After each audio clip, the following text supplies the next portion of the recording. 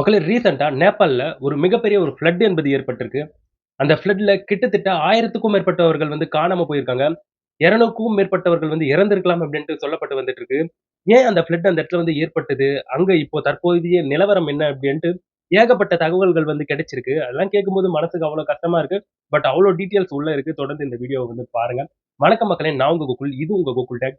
இது போன்ற கரண்ட் அஃபேர்லாம் நீங்க தெரிஞ்சுக்கணும்னா, கோகுல் டேக் சேனல சப்ஸ்கிரைப் பண்ணிக்கோங்க. ஃபர்ஸ்ட்டு நான் எடுத்து வச்சிருக்கக்கூடிய டேட்டாவ ஒன் பை ஒன்னா உங்ககிட்ட வந்து சொல்லிர்றேன். அதாவது நேபாள்ல இருக்கக்கூடிய நதன் புராவின்ஸ்ல இருக்கக்கூடிய அதாவது அவங்க சைட்ல நார்த் சைட்ல இருக்கக்கூடிய ரசுவா அப்படின்கின்ற ஒரு டிஸ்ட்ரிக்ட்ல இந்த சம்பவம் என்பது நடந்திருக்குங்க. கிட்டத்தட்ட திபெத் பக்கத்துல இந்த சம்பவம் என்பது ஏற்பட்டிருக்கு.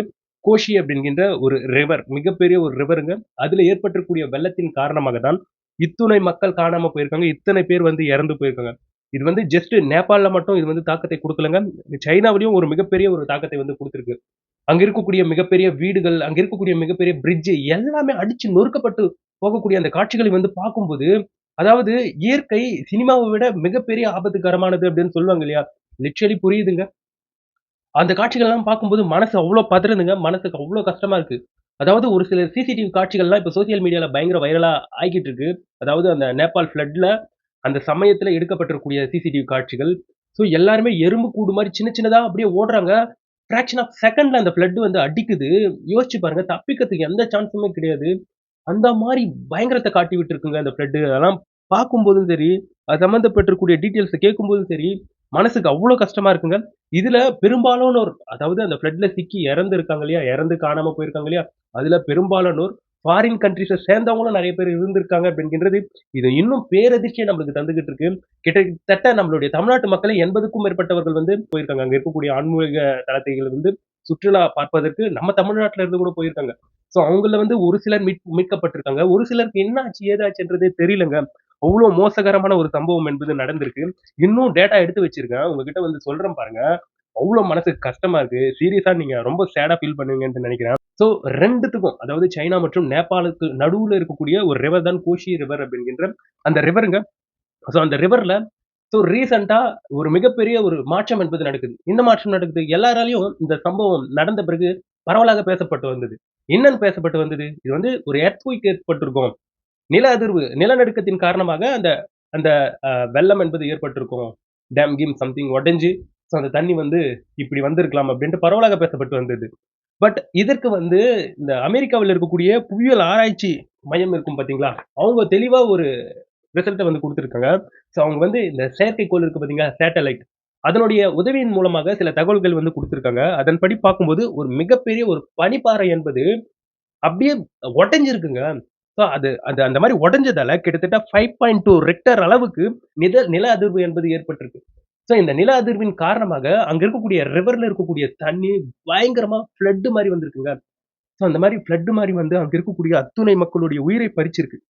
ஸோ இதற்கு வந்து கிளைமேட் சேஞ்ச் ஒரு மிகப்பெரிய ஒரு உந்துகோலாக இருக்குமா அப்படின்னு பார்க்கும்போது, ஒரு சிலர் வந்து 100% கிளைமேட் சேஞ்சும் முக்கிய காரணமாக இருக்கும். ஏன்னா, ஒரு பனிப்பாறை சடனா வெடியுதுன்னா, இதற்கு பின்னாடி எந்த ஒரு ரீசன்ஸ் இல்லாமயா இருக்கும்? அப்படின்ட்டு நெறைய பேர் அவங்களுடைய ஸ்பெகுலேஷன்ஸ வந்து முன்வச்சுட்டு வராங்க. ஸோ அதுக்கப்புறம் எத்தனை பேர் காணாம போயிருக்காங்க? எத்தனை பேர் இறந்து போயிருக்காங்க? அப்படின்கின்ற இந்த டீட்டெயில்ஸ் வந்து எடுத்து வச்சிருக்கேன். கேளுங்க. உண்மையா மனசுக்கு அவ்ளோ கஷ்டமா இருக்கு. அதாவது அந்த இடத்துல ஜாலியா என்ஜாய் பண்ணி, நம்ம போயிட்டு சாமிய பிரார்த்தனை பண்ணலாம்.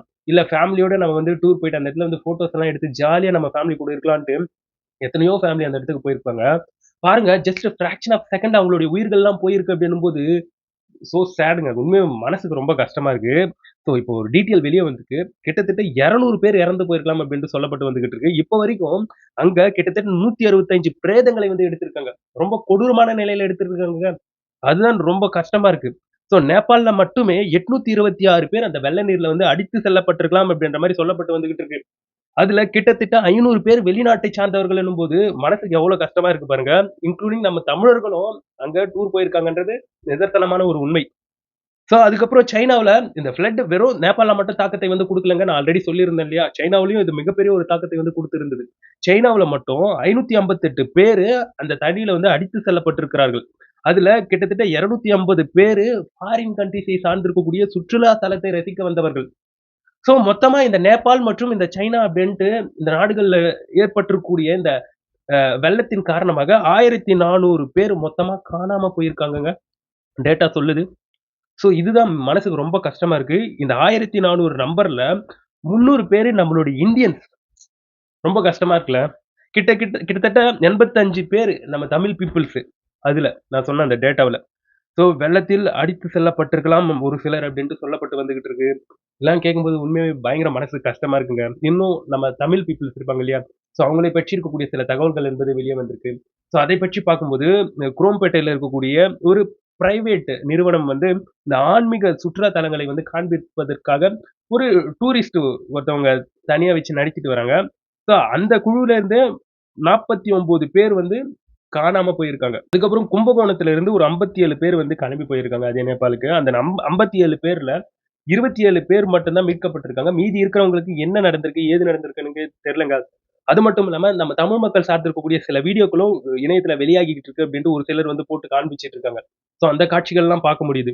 இன்னொரு பக்கம் வந்து ஈஷா ஃபவுண்டேஷன் சார்ந்து ஆன்மீக சுற்றுலா கூட்டு போகக்கூடிய எஸ்3 அப்படிங்கின்ற ஒரு குழுவின் மூலமாக கிட்டத்தட்ட 80 பேரு ஃபாரினர்ஸுங்க.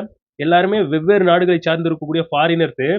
ஸோ அவங்களுக்கு என்னாச்சு? அவங்களுக்கு என்ன நிலைமைன்றது சுத்தமா தெரியல. அது சம்மந்தப்பட்டிருக்கக்கூடிய ஜெக்கி வாசுதேவர் அவர்கள், ஈஷாக்கு ரொம்ப முக்கியமான ஒரு நபர். ஜெக்கி வாசுதேவர் அவர்கள் வந்து ரீசென்ட்டா அவர் வந்து அழுதிருக்கக்கூடிய காட்சிகள், அது ஒரு பக்கம் இணையத்தில பயங்கர வைரலா போய்க்கிட்டு இருக்குங்க. ஸோ லிட்டரலா நம்ம எல்லாருமே பார்த்திருப்போம். அந்த ஃப்ளட்ஸோடைய காட்சிகளை வந்து பார்த்திருப்போம். எங்க fiction is better than reality அப்படிங்கின்ற இந்த விஷயத்த தாங்க சொல்ல தோணுது. ஏன்னா, நம்மளால கற்பனைக்கு எட்டாதவாறு இந்த சம்பவங்கள் என்பது நடந்திருக்கு. பாருங்க, அங்க இருக்கக்கூடிய மக்கள் வந்து நின்னுகிட்டு இருக்காங்க. அவங்களுக்கு தெரியுது ஒரு வெள்ள தண்ணீர் வந்து நம்மள அடிக்க போகுது அப்படின்ட்டு அவங்க உஷாராயிட்டு ஜஸ்ட் சில சில ம் கொஞ்சம் தூரம் தாங்க அவங்க வந்து ஓடியிருப்பாங்க. அதுக்குள்ள வந்து அந்த வெள்ள நீர் அடிக்கக்கூடிய அந்த காட்சிகளை வந்து பார்க்கும்போது, பயங்கரமா வேர்க்குது. பயங்கரமா மனசு கஷ்டப்படுதுங்க. அப்பா! இயற்கை பாருங்க, அடிச்சா அது எந்த அளவுக்கு வேகமா அடிக்குது அப்படின்றத. ஸோ அந்த அளவுக்கு பிரிட்ஜ், வீடுகளு எல்லாம் கொலாப்ஸ் ஆயி நாசனமாயிட்டு இருக்கு.